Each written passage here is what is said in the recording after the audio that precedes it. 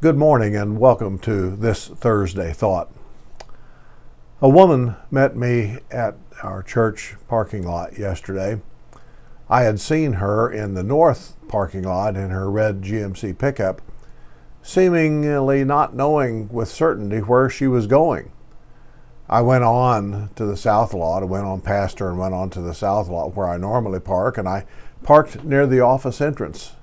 As I was walking to the building, I heard someone call out to me from the parking lot. I turned around, and it was her. I went over to her truck. She asked me which door was the entrance. She said she had tried several doors, but they were all locked. Well, I told her this was the main entrance and asked her if I could help her in some way. "I need financial help," was her response.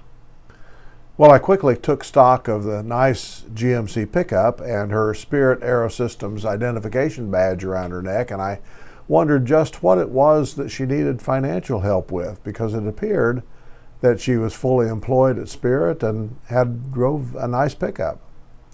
I suggested that she park her truck and we could visit. She did, and as she approached the door with me, I asked her to stay outside for just a bit until I was able to go inside and make sure that someone else was in the building, as I will not see a woman alone in the office. I went inside and found Curtis there, told him what was going on, and then went and asked her to come in. In my office, she explained that, yes, she had a full-time job at Spirit, and until recently was able to keep up with the bills and other costs of living. However, she hasn't been working full-time for the past few months. When I asked about that, she said, she's a sealer, S-E-A-L-E-R. A sealer is, as I understand it, and she explained it, someone who basically joins together various parts into something that can be used in the construction of a part of an aircraft.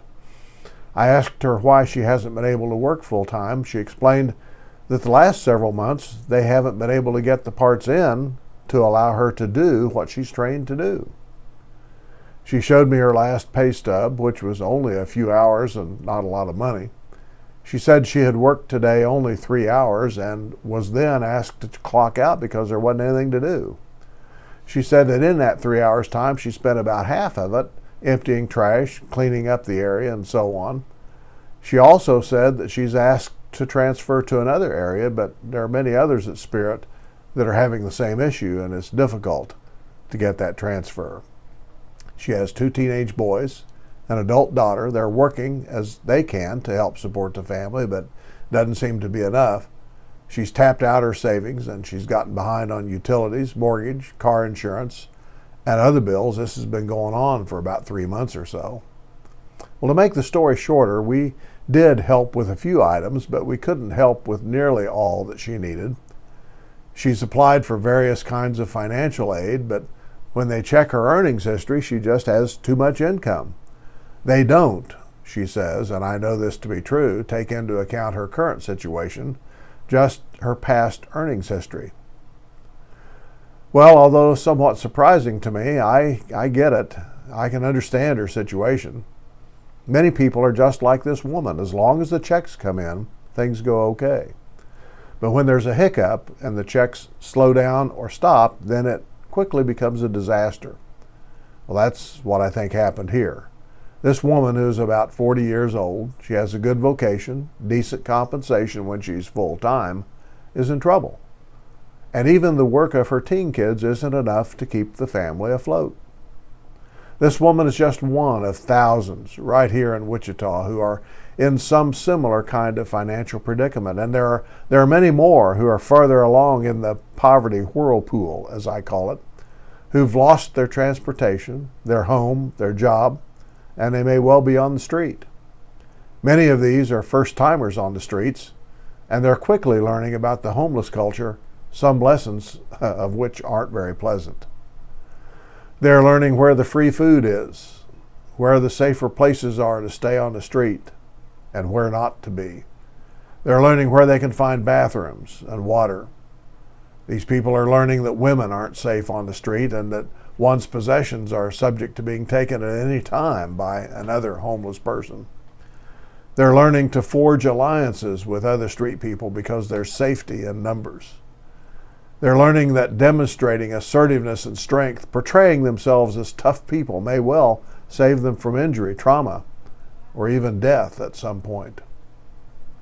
They are learning what it's like to go without showering for days on end, although we now have showering facilities which set up regularly somewhere in the city, and they help that situation somewhat. They're learning that clothes can be worn for weeks at a time without being washed. They're learning how to access medical care without insurance. They're learning what places will allow them inside and what places don't want them around. They are learning that many on the street are mentally ill and have no access to mental health care. And they're learning the value of having a couple of $5 bills in their pocket in the event they need some small item at the dollar store or to buy a water so they can stay inside a business for a few minutes. They're learning how intensely difficult it is to crawl back out of the homeless hole and back into middle class life and living. They're learning that government bureaucracy is often a hindrance rather than a help.